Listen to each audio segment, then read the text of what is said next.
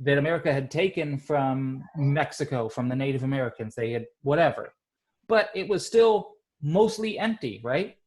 And they wanted people to move there, but people were not really interested in going. Do you remember why? Because it was too far away. It's too far away. It's filled with Native Americans who are not happy about you being there. Did you guys ever seen the Teen Titans episode where they play Oregon Trail? Yes. Right? Yes. I probably did, but I forgot. I have. And like, Cyborg dies of dysentery, and what's the green kid's name? Beast Boy? Beast Boy dies of dysentery, and like Starfire drowns or whatever.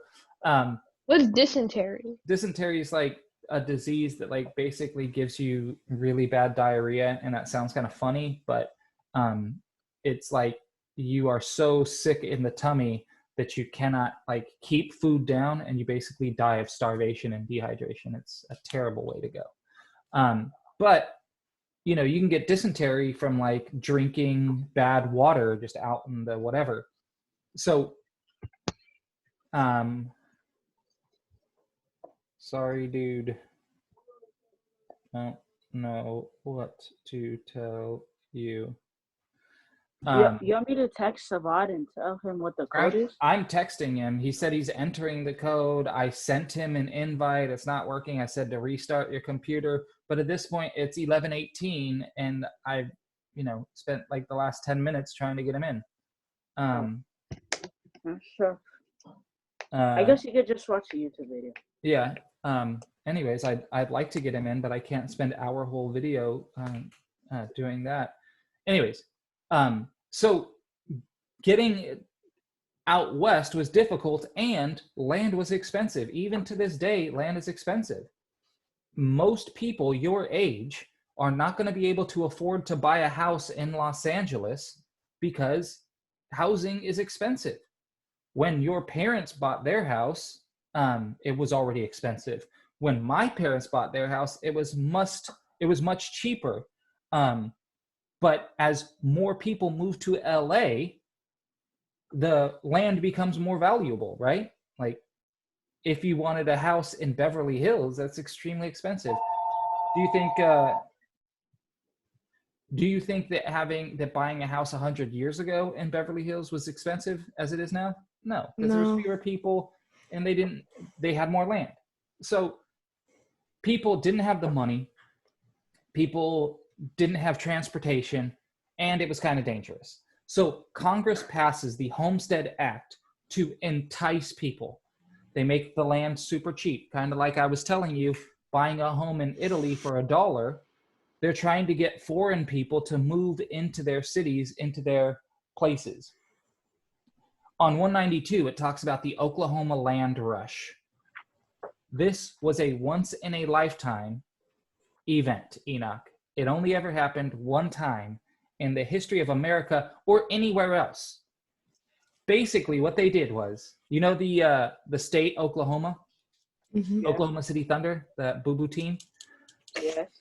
Oklahoma used to be called the Indian Territory because Oklahoma was land that all of the Native Americans from the surrounding area were forced to go to. You guys still with me? Mm-hmm. But America was like, well, we could just take it away. But we need to fill it with Americans, with white people. So they said they're going to have a race. And if you can get to a piece of land, you can keep it. So imagine if all of the land, if the entire city of, I don't know, you guys know where Baldwin Hills is? Yeah. Imagine all of the houses in Baldwin Hills were empty. And they said they were going to have a race, and everybody lined up on the starting line. And they said, if you can get to the house first, you get to keep the house. Sounds like a pretty good deal, right? Mm-hmm. Do you think people would go to that race? Yeah. Yeah, you get these nice houses in a nice area. So all of these people come. On your book, there's a painting of it on page 192. There's people in horses. There's people in wagons. There's all of these people, and they line up. And in the middle of in the morning, some guy shoots a pistol up in the air like a starting gun, and people just race to just take this land. So the idea that I'm trying to convey to you is, as westward expansion occurred, this land needs to be filled up by people. So they're trying to get people to go there. So who were these people that were going to take this new land? Do you remember? What do we call them? We are all descended from these people. They come from other countries. Villagers? Immigrants, right? My great-great-great-great-grandparents, or whomever, I don't know who they are, came over from Scotland a long time ago, and they were dirt poor. Why did they come here? To get a better life. To get a better life, to get land, to get a better job than they had there. Just like your ancestors did, right? Mm-hmm. Come to America, get some land, get a better job, start a business, send your kids to school, whatever. So America is unique. It's unlike any other country. Does America have a lot of faults? You bet. Talk to the Native Americans or the Black people of this country. Some scandalous stuff has gone down.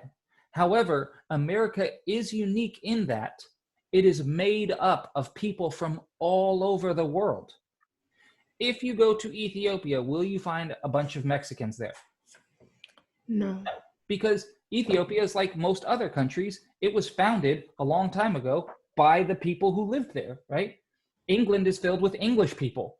France is filled with French people. India is filled with Indian people.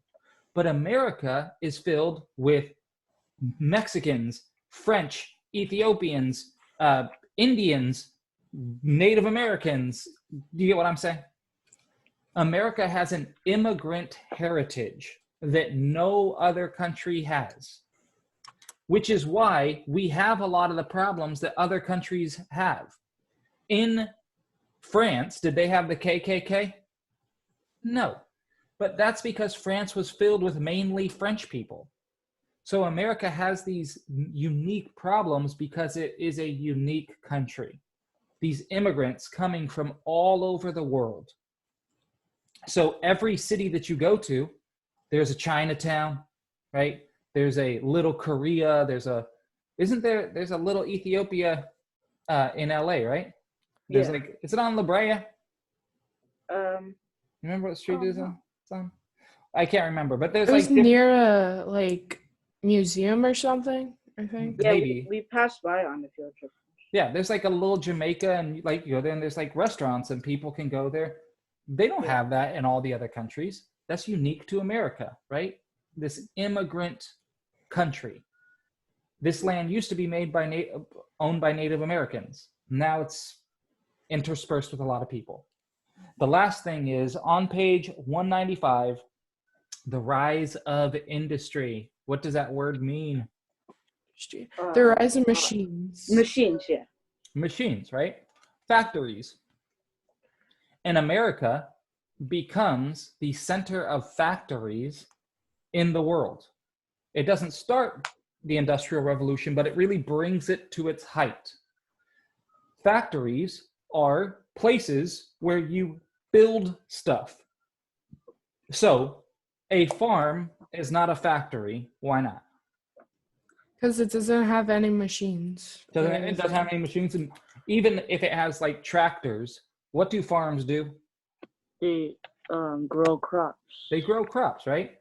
Corn comes from the ground, it grows, and they pick the corn. Factories take things like metal, copper, electronic wiring, and they put it together to make a thing. So in China, where they make these iPhones, they get the circuit boards. Do you guys know what the circuit boards inside of these are made of? Metal, gold iron, and metal. gold. In metal, there's some gold. There's also mainly made of something called silicone or silicates. You guys ever heard that word? Yes. Do you know what silicates are made of? No. Made of sand. Oh. amongst other things. They're basically dirt that's been transformed into kind of like a plastic, silicon. But they take all of these different ingredients and they put them together to make a new thing. So that's what industry is. It is building something, whether it's a car or a phone, or even, have you guys ever gotten like Chinese food? And when you go to Yes. pay for the food, there's that cat that's like doing, like its paws is doing this. Yeah. Right?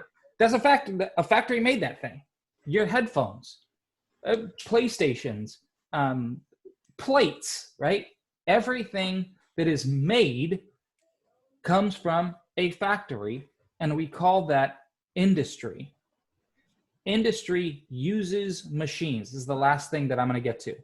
So if you think of Adam and Eve or Mesopotamia or the first human beings, they used manpower and animal power for thousands of years, from the dawn of time, Adam and Eve, all the way up until 200, 300 years ago. If you wanted to do something, you had your own muscles or you had a cow or a horse. The rise of the industrial age means that humans stop only using their own powers and they start using machine power. And that's industry. How many iPhones can you build without machines? 0. Zero is right. If I was just like, DeWitt, please build me an iPhone. I wouldn't be able to do it. Yeah, where do I even get the stuff? Like, what's in this? Because you need machines to make the silicates. You need machines to make the processors. You need machines to make the glass covering that your son will drop and break and shatter and you have to replace it, right?